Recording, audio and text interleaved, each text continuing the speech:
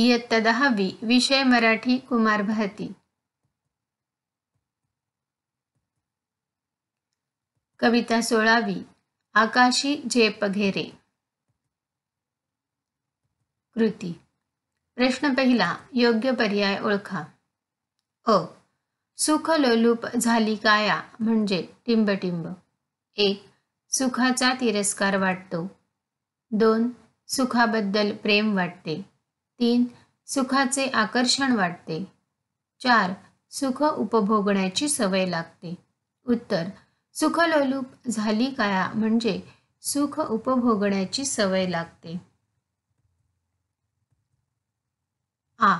पिंजरा सोडून झेप घेतल्याने टिंबटिंब. 1. काया सुखलोलूप होते. 2. पाखराला आनंद होतो. 3. आपल्याला स्वसामर्थ्याची जाणीव होते.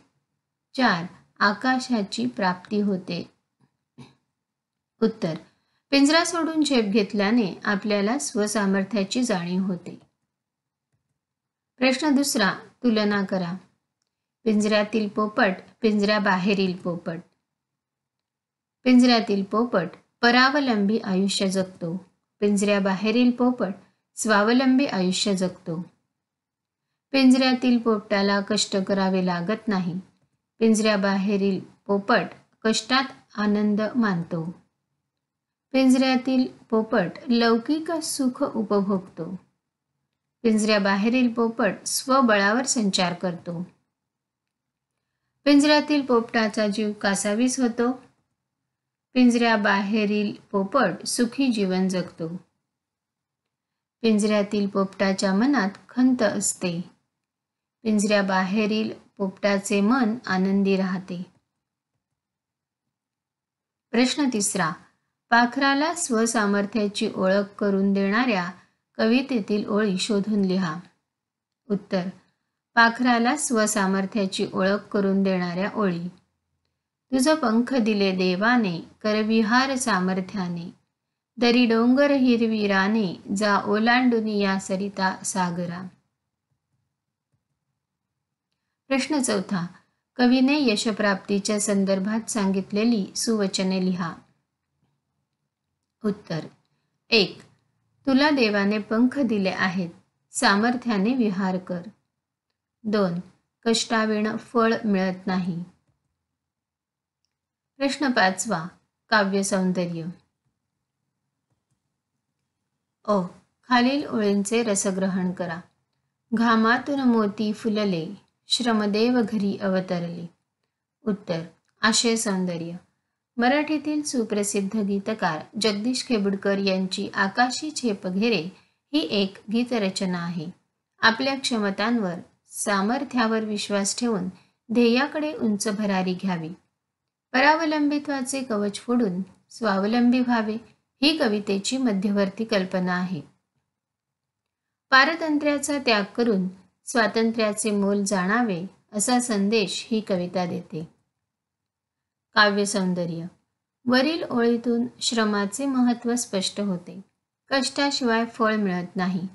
काबाड कष्ट करून जेव्हा शेतकरी शेतात राबतो तेव्हा त्याला मोत्यासारखे पीक मिळते. घामातून मोती फुलतात. त्याच्या घरी धनधान्य येते. त्याचे घर प्रसन्नतेने नटते. त्याच्या श्रमाचे सार्थक होते. जणू काही श्रमदेव त्याच्या घरी अवतरतात.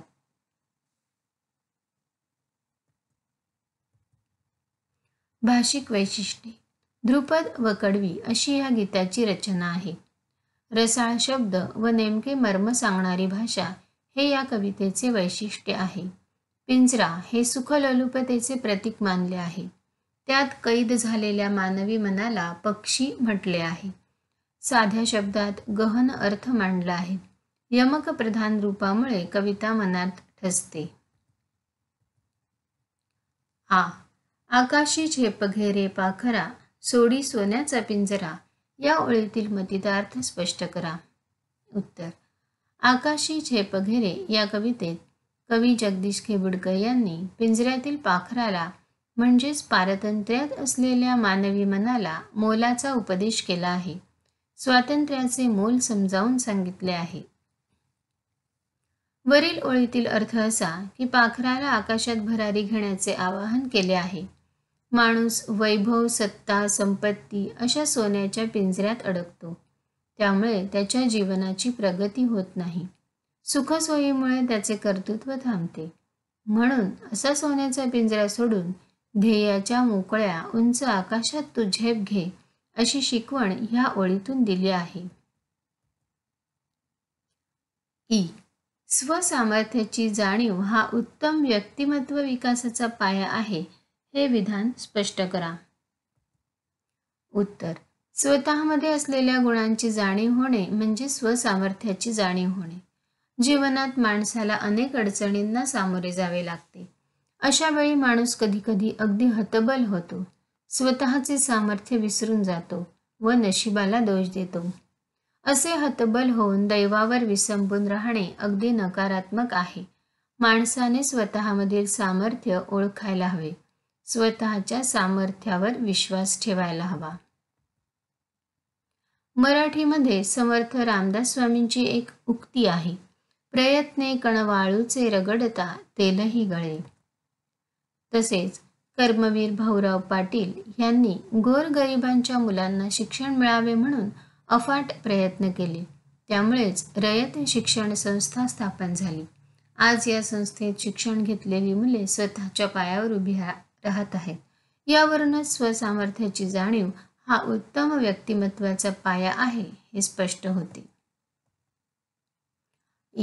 घर प्रसन्नतेने नटले याची प्रचिती देणारा तुमचा अनुभव लिहा.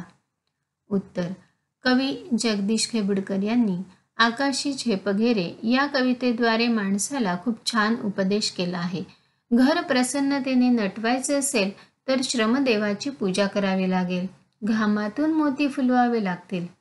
घराचे नंदनवन व्हावे असे वाटत असेल तर घरात कष्टाचा पैसा यायला हवा.